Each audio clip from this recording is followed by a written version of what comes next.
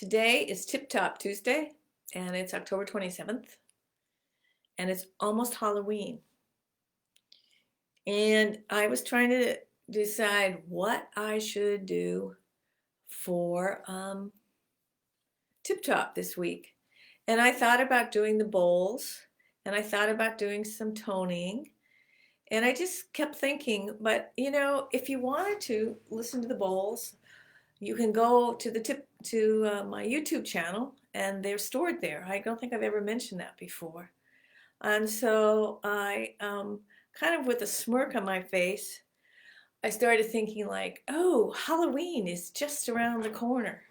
So I thought a ghost story or a story about the supernatural would be good. And so I pulled out my book. So the first one I'm going to read is kind of scary. It's called Hidden Spirits Rest in or on the Body. Sometimes other entities rest on a body. Once I found a gargoyle deeply hidden on a person's body. I had no idea that gargoyles were real. I thought they were figments of a medieval artist's mind. Here's the story. I began to pull a dark energy form, a tar-like substance, from the back of the client's body. It appeared more and more as some sort of entity. It had been compressed and compacted into her energy field. As this energy was pulled, it had more room to expand, and expand it did. As I released the entity from her back and put it in a pink bag of love for disposal, because you don't really want things like that hanging around the sky, right? I marveled at the discovery that a creature, like one we had seen on a medieval building, can really exist. I have also seen an energetic furry animal. These types take energy from a person and do not help them live fuller lives. Now, because that's kind of a negative story, and I should tell you that years ago, I lived by the water, Commencement Bay, and I was really known for being a real space cadet. Most people that know me now wouldn't say that. They'd say I'm peculiar, but they wouldn't say I was a space cadet. And years later, I was doing some work with this woman, and she told me, she's an energetic worker, this was back in the 80s, and she told me that I had 9 spirits inside of me. And there was 9 people living in our home.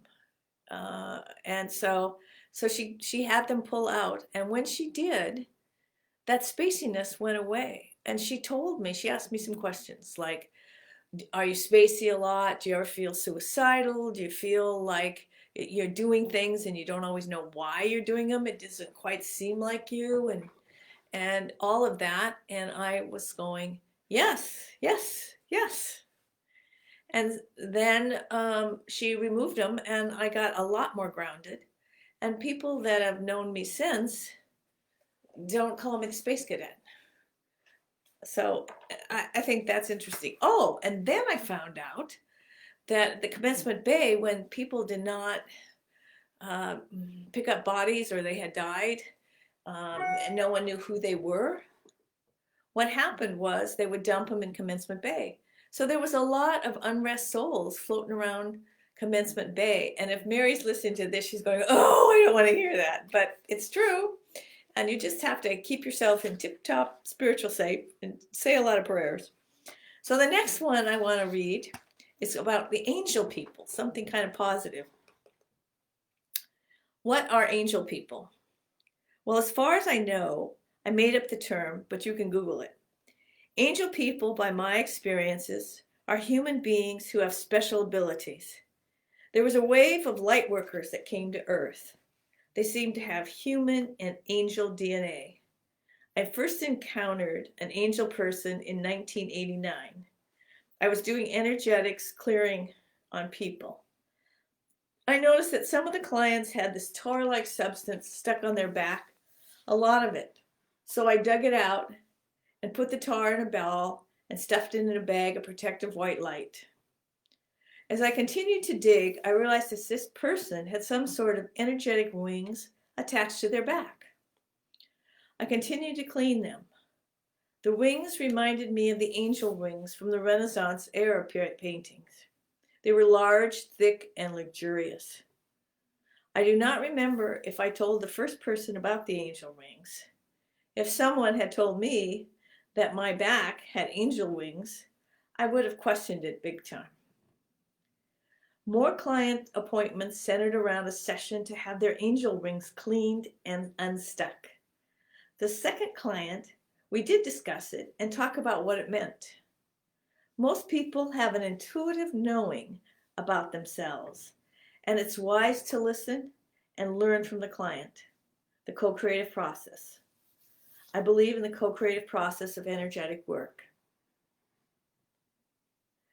What was interesting about that was one time somebody brought, I guess it's not in the book, but one time somebody brought in somebody with them because they were nervous about the energetic work, and they had angel wings, and I told them about the angel wings, and they heard it and they remembered it, and they acknowledged that they have felt a little different. My vibration was different than some of their colleagues.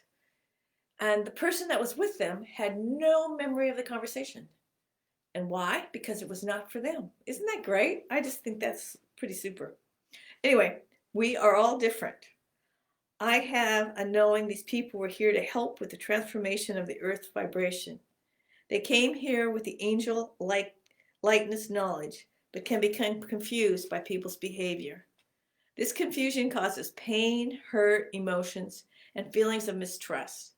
And some of you, I may be reading to you. This may be you. They forgot their mission for the earth and with confusion became fearful and sometimes angry. Later, when I became a massage therapist energy worker, I still meet clients with this energetic situation on their back.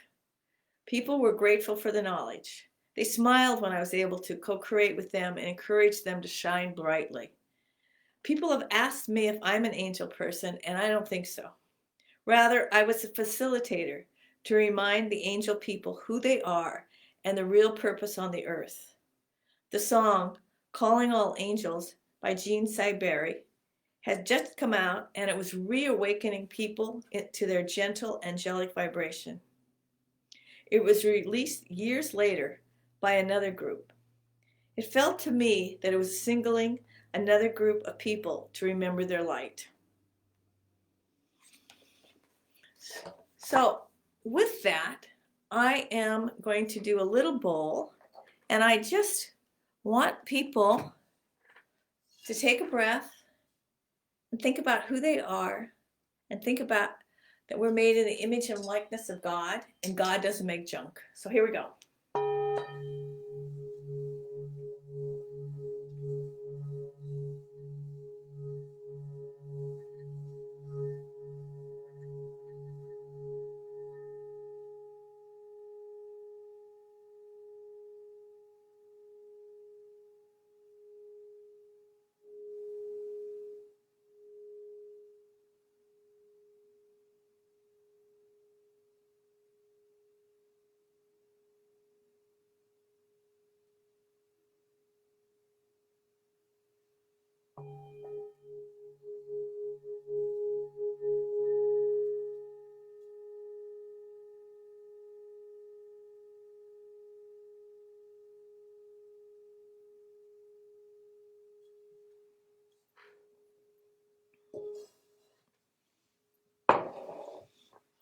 And if you're wondering if my book is still in print, can you see it? I think so. Yeah, there we go.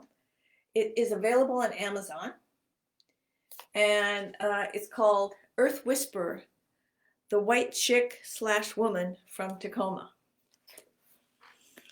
And it's just really about my adventures and how I became an energy worker, and some tips for yourself on energetics. Yeah, you can just read one story at a time.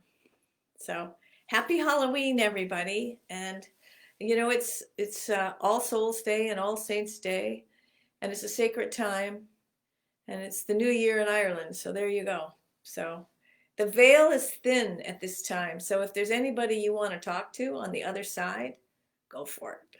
So that's it. Namaste. Happy Halloween. How's that? Take care.